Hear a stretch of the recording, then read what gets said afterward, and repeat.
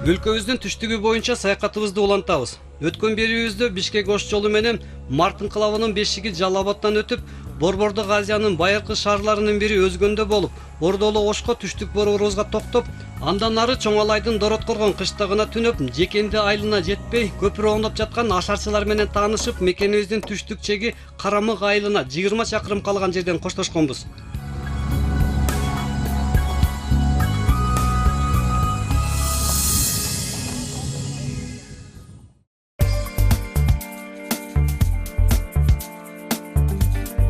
Карамык айылына жете бериш жерде 2 күндөн бери топурак аралаш шамал чаңдан тажаганыбызды себелеп өткөн жамгыр жууп кетти. Көтөрүңкү көңүл менен Карамык чек ара заставасына жетип келдик.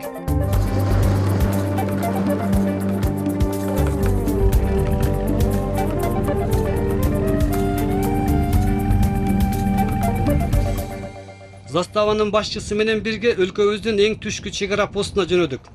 Узак жолдон чарчадыбы, постко аз калганда ишенген Нива унаабыз тартпай калды.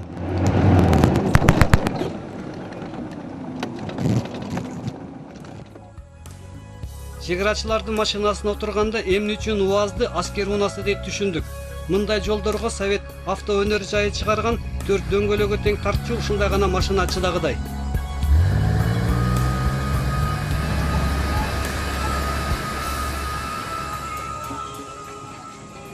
Ошентип Кыргызстандын эң татаал чек ара участокторунун бирине келип жеттик. Вот, верно, товарищ капитан, на участке пограничного поста Каралдова признаков нарушения государственной границы не обнаружено. Происшествие не случилось. Старший поста старшина Кунакбаев. Кыргызстан, ар жагы Тажикстан. Ушумен дагы келет.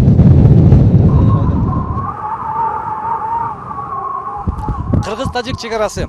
Карамык чек ара заставасына караштуу Королдөбө посту. Могул кыргыздардын аты Тажикстандын аймагы башталат. Негизинен тоонун аркы бетинде деле бордоштору жасайт. Жерге талды кыргыздар, чоң кыргыз айылы, кичи Карамык айылдары жайгашкан жерде.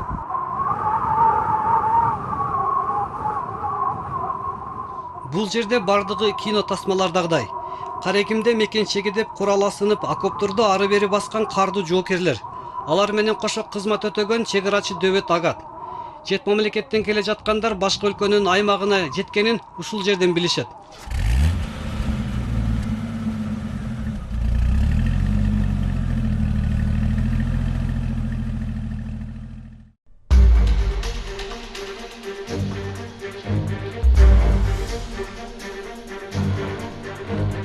Карамык чек ара заставасы 1999 жылы белгилүү Баткен окуясынан кийин ачылган. Бул жер Карамык заставасына караштуу Королдөбө постунун чеби.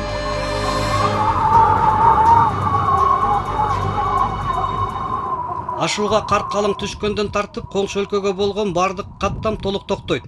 Королдөбө стационардык жайкы иштөөчү пост. Жылдын суук мезгилинде жоокерлер чек арага ушул чептен байкоо жүргүзүшөт. Кыргыз-тажик чек арасынын ушул багыты өзгөчө көзөмөлдө. Контрабанда, баңгизат алып өтүү аракеттери акыркы мезгилде күчөдө. Көбүнчө чек ара пост аркылуу эмес, тоодогу жашыруун жолдору менен өтүүгө аракет кылышат.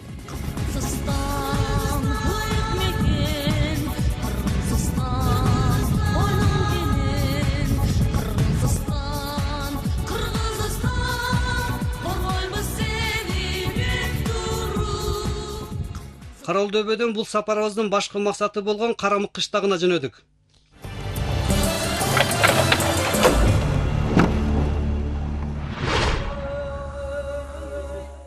Кыргызстандын эң түштүгүндө жайгашкан конуш бул Ош областынын Чоңалай районуна караштуу Карамык айылы. Кыштак эмне себептен мынтип аталып калганы жөнүндө жергиликтүү калк так билбейт. Болгону илгери ага ини болгон. Улуусу Улуу Карамыкты, кичүүсү Тажикстанда калган Кичи Карамыкты негиздеген деп сөз кылышат. Карамык Памиралай тоосунун койнуна жайгашкан кыргыз кыштагы. Эл негизинен малчылык менен алек. Айылда 300дөн ашык кожолук бар. 3000ден ашык адам жашайт. Алардын жарымына жакыны жаш балдар.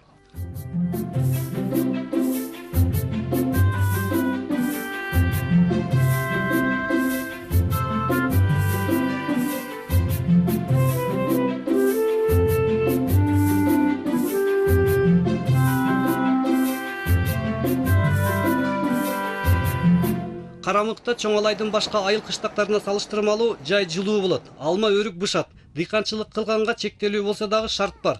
Эл негизинен картошка өстүрөт. Кыштактын так ортосунда эски бир коргондун урандылары байкалат. Аны кимдер качан кургандары жөнүндө билгендер жок. Айылдыктардын айтымында өткөн кылымдын орто ченинде аны окумуштуулар изилдеп, эч кандай тарыхый баалуулугу жок деп бүтүм чыгарган эмес. Андан кийин айылга археологдор келген эмес дешет. Кызыл коргон дейт мунучу бул жерде. Бул эми кайсы мезгилде биз билбейбиз. Аксакалдар муну айтуу боюнча да мына жакта ак суу бир 500 метр ак суу бар. Эчик ошондойго малын сугарган бул сууга каттаган ушу жердин асты менен туннел ак сууга чыккан жол болгон экен. Коргондун ичинде суу чыгарылып, канализация киргизилип, мунара мечитте болгон дешет. Бирок совет окумуштуулары аларды байкабай калганбы, ким билет. Карамыктыктардын айтымында илгери бул жерде бир бай жашап, анын чээ болгон. Советтер Союзунун учурунда чептин урандыларына Чоңалай совхозу атай складдарды уюштурган. Бүгүнкү күндө ал складдар жергиликтүү калк тарабынан картошка сактаган жертөлө катары пайдаланылып келет. Азыр Кызыл Коргондун бир бөлүгү 34 жаштагы Майрамбекке караштуу. Чоңалай совхоз болуп турган биздин мына Карамык айылы.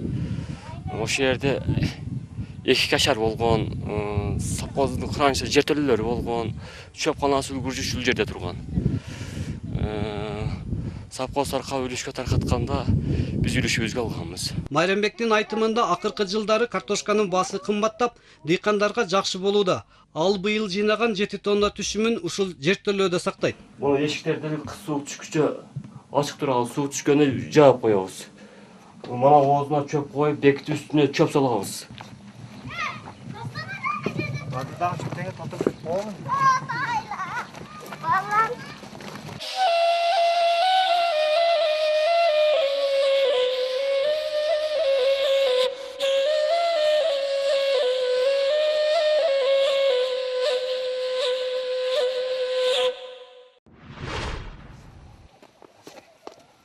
Жетимиш эки жаштагы Асан ата айылдын малдуу жандуу колунда бар тургундарынан көп жыл айдоочу болуп иштеп пенсияга чыгып, өз айылына кайткан. Азыр 1000ге жакын кою, 60 кара малы, 40 жылкысы бар. Андан тышкары дыйканчылыкта кылышат.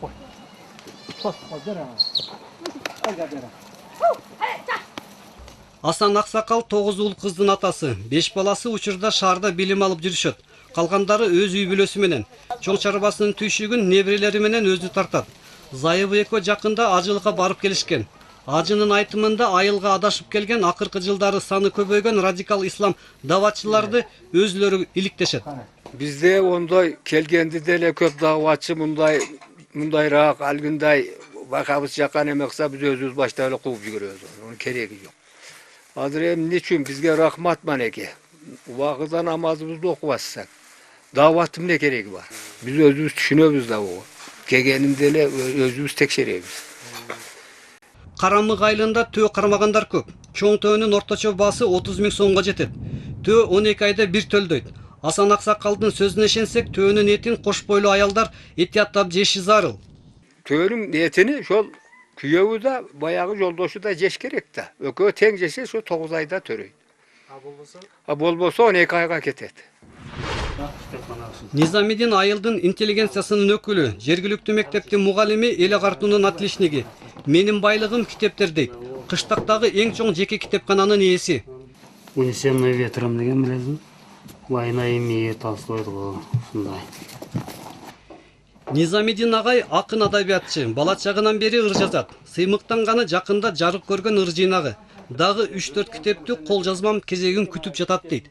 Жерде отуруп көптөгөн чыгармаларды ушу жерде жазган, мына китепти алып ушу жерде отуруп көбүнчө ушу жерде иштеген. Азыркы мезгилде ушунча кол жазмалар менде такыр чыгарганга мүмкүнчүлүк жок азыр. Бош убактысын жаштарга бөлөт. Аларды дүйнө адабияты менен тааныштырып, ыр жазганды үйрөтөт. Ирим түзгөнмүн, ошолорго окуп, ошолордун ырларын талдап, чоң акындардын ырларынан окуп, ал турма орусча ырларды которуп, берип сүйлөшүп, алардын да маданиятын көтөргөнгө бирөө керек ушу жерде ушундай. Өз чыгармаларынан кичим экени жөнүндө ырларын өзгөчө баалайт. Бизде өтө катаал климат бар. Кышында карап көрсөң, жаз такыр болчудай эмес. Жазында карап көрсөң, бул жерде такыр кыш келбегендей, күзү бир бөлөк ушундай. Ошол себептен Ушулардын баарын камтып туруп туранан бир ыр жаздым эле. Ошол карамык кардын айылы кар ордосу, каарданса Сибирден күч борошосу, ак кийген той түшкөн кызга окшоп, бүт жагын тоо курчаган тоо ортосу. Акындын күйгөнү кыргыз калкынын азыркы абалы, мекенчилдик сезимдин мокошу. Ушул манжадагы бир мындай чогулганда муштун болуп аткандай болуп түйүлүш керек. Биздин ата баба илгертен бери келаткан ушул жерди, ушул элди ушунча кылып мурас кылып калтырган нерсени биз кийинки муунга ошол бойдон беришибиз керек. Эң биринчиси бул мекен да. Андан кийин башкасы. Ошол ырды окуп коюн, андан кийин эме болсун. Мекеним жүрөктөгү жалгыз ырым. Калганы анын бутак жалбырагы. Ырды алып келсе деле сансыз кылым ырларым бүтпөй жазган ал тууралуу.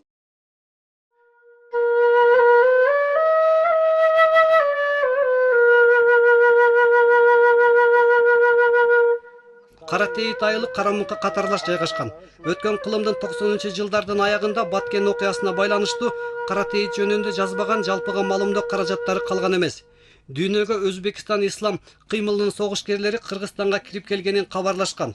Кыргыз генералын, жапан жарандарын, жергиликтүү тургундарды барымтага алган сакалчандар Өзбекстанга өткөрүп жиберүүнү талап кылышкан. Тоодо жашынып жүргөн каракчылар Каратейитке да жакындап келишкен. Аларды жок кылуу үчүн өзбек аба күчтөрү да тартылган экен.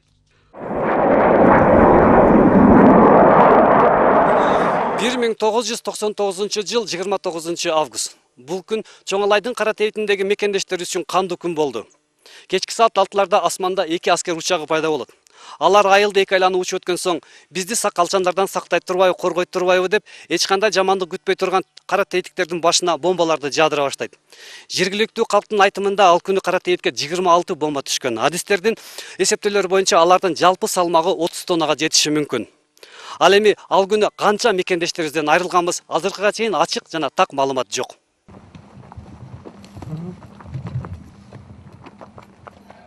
Мына жер үйү менен. Каргашалы күнү Абдилаз ака айылы менен үйүнүн алдында 6 жашар кызы Урматты 2 күндөн кийин 1-класска барышы жөнүндө сөз кылып жатышкан. Аскери учагы таштаган бомба так үйүнө түшкөн. Эсими жоготуп коюпмун, өзүмө келсем тамым талкаланган, айлана будуңчаң. Мен көргөндү башкалар көрбөсүн дейт Абдилаз ака. Аялым бөлөк салак болуп жаттыр. Далартоодон тийип, көкүрөктөн чыгып кеткен экен, көкүрөк совсем ачык. Кызымдын бир путу үзүлүп тур, ичеги чыгып жаткан экен. Жараткан жалгап калган 6 балам арканда жаракат алып, бирок аман калышты дейт Абдилаз. Аялым менен кызымдын сөөгүн бир жерге жыйнап, үстүн шифер менен жаап, далдоолоп, калган балдарымды ээрчитип, коопсуз жерге жылдым дейт. Үйүнөн болгону ушул күйгөн устундар калган. Абдилаздын кошунасы Зиябидин карыя дагы ал күнү үй жай сарайларынан айрылган. Бардыгы аман калганы менен 14 жашар кызы майып болуп калган. Ошо менин кызым ошол жерде эми уйсайм деп шундай турганда бомба түшкөн. Ошондо оң колуну мыйерден үзүп кетти. Эл акча чогултуп, жарым каражатын өзүлөрү таап, Шарбан эже кызына протез кол салдырып берген. Бирок ошондон бери кызы айылга келбейт. Арадан 8 жыл өткөнү менен Каратейитке кайткандан коркот дешет. Энеси ыйлап кызынын үзүлгөн колун ушул күнгө чейин сактап келет. Kızım şu gün gece körelek şu kolunu şuntup. Yaşayanlar şuntup. Körsötküle degeni körsötkönüm yok. Ben küygönüm öyle yeter kızım küyvesin de. Kızımızga hiç kanday yardam yok. Bir yılda bir kolda edilen bir cempir verdi. Bıyırgı yılı gelip bana neme resepsiyon prezidenti gelip 1 kilo şire verip gitti. 25 kilo un verdi. Anam başka kızıma hiç şeye yardam yok. Hükümetin. Pensiyonu alıp yatat. Көп өтпөй Акаев келет дегенде тез арада айылдагы аң чуңкурларды түзөп коюшкан. Жабыр тарткандарга жардам катары Кыргыз өкмөтү айылга 30 жаңы там салып берген. Арадан 6 ай өтпөй бийлик өкүлдөрү кайра келип, тамдардын акысын төлөгүлө деп доолашкан. Biz jabır tatkanız aslında. Kız üniversite olsa, komşum ölü olsa kızımla. Bir tin töleyiz. Akayıp'a aytı var. Şu fundamenti menin köçülüp ketsin, bizden gilelerden turuzgan yüzü turuzu versin. O altamındı biz bir etke bir bela yegip ceybiz dedim ben. O kançayan mindayt dedi, oğa biz ekte tamsalıp alabız duvaldan dedi. Şonu men ekinci kelbedi. Ал күнү эмнеге өзбек учактары тынч жаткан кыргыз кыштагын бомбалаганы азыркыга чейин сыр бойдон калууда. Өзбекстан бийлиги кыргыз генералдары туура эмес координаттарды берген десе, биздикилер өзбек учкучтары өзүлөрү жаңылышкан дешет. Жыйынтыгында терроризмге каршы күрөшүнүн курманы бейкүнөө адамдар болуп, көптөрү майып болушкан. Жергиликтүү калктын иликтөөсүндө күнөө өзүбүздүн өкмөттө. Ошол убактагы өзүбүздүн правительство болуптур. Мында өтө жаңылыштык ушул Бөрбаевтан кеткенде, Бөрбаев аяк айткан уже сакалдар элди басып алган, элдин ичиде деген. Ичиде деген анан самолет келген. Биздин бар эле ушул диагноз койгонубуз Бөрбаевдин сообщениясынан болгон. Кара тээттиктер канча материалдык чыгым тарткан эч ким билбейт. Алар жөнүндө сөз да болгон эмес. Абдилаздын айтымында ал толук мал жандан айрылган. Сарайларын ушул күнгө чейин бүтө албай келет. Бирок турмуш ордунда турбайт экен. Кайра үйлөндүм, бала чакалуу болдум дейт. 99-жылкы бомбада мына шу кызым бар эле. Шу кызым жарадар болгон. Азыр бул 10-класста окуйт. Жылга күсөбөйт экен, жыл өтө берет экен. Бирок өткөн күндөр бизде өтө жүрөгүбүздө кайгы болуп эле турат.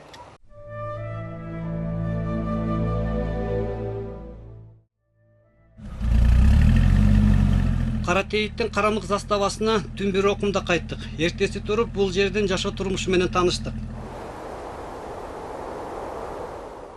Тышынан заманбап көрүнгөн офицер үйлөрү, солдат казармалары биринчи Баткен компаниясынан кийин курулган. Бирок дайымкыдай эле курулуш иштери аягына чыгарылбай калган. Заставада таза суу жок, аны ташып келип ичишет. Аскердик талаптар боюнча заставанын аймагы бийик корго менен курчалып турушу керек. Анысы да бүтпөй калган. Конуштун тургундары ушунусуна дагы шүгүр, мындан оор шартта жашаган заставаларда жетиштүү дешет. Мекенибиздин эң түштүк жайын кайтарып келген карамык заставасында чегaraчылардан тышкары 12 айымда жашайт. Алар бул жерде кызмат өтүп жаткан аскерлердин жубайлары. Жолдошторуна жөлөк таяк болуп, алардын кызматынын кыйынчылыгын, оорчулугун, жокчулугун бирге көтөрүп келишет. Айрымдары ушул жерде баш кошушкан. Алардын бири Кемилдин кулуну капитан Мирлан Жаркынбаев менен Чоңалайдын сулуусу Жипара Сарыбаева. Сүйлөшүп эле көз баш кошконбуз.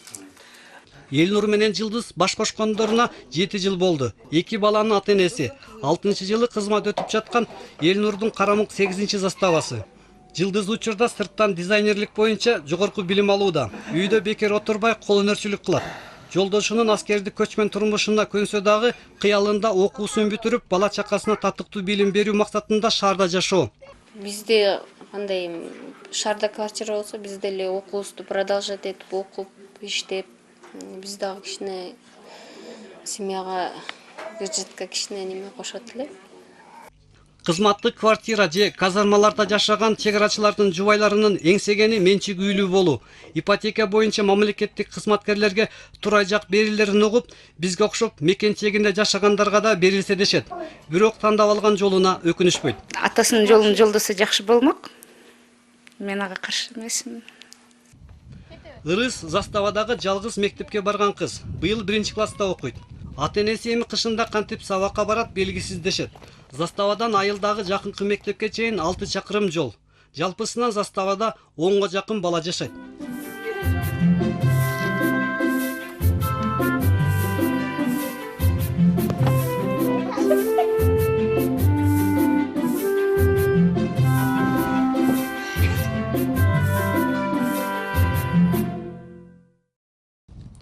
Заставанын башчысынын 4 жашар уулу дагы атасынын ишин аркалайм дейт. Ал кайда барса кошо ээрчийт.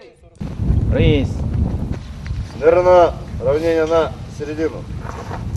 Жоокерлердин күнүмдүк турмушу кыргыз гимнин аткаруусу менен башталат. Андан ары көнүмүш кызмат, чегара, күзөт, наряд, машыгуулар. Алгалай бир кыргыз эл, азаттыктын жолунда өркүндөй бир өсөбе, өз тагдырын колунда.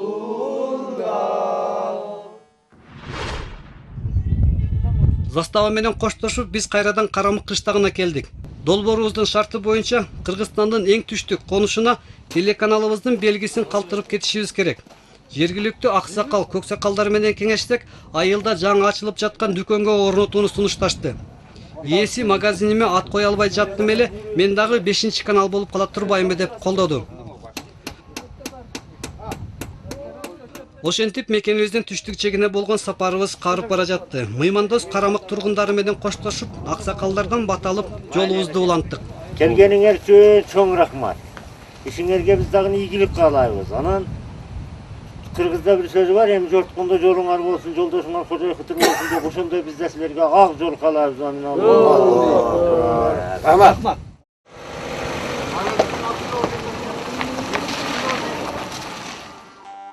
Кийинки берүүдө өлкөбүздүн батыш жегине, Баткен областынын Көкташ айылына саякат кылмакчыбыз. Сапарыбызда Сары Алтынды Нокат районунан өтүп, көмүрчүлөрдүн каласы Кызылкыядагы музейде болуп, өзбек, тажик чек араларынан өтүп, Кыргыздын белгилүү мамлекеттик ишмери Искак Разаковдун кичи мекенинде болмокчубуз.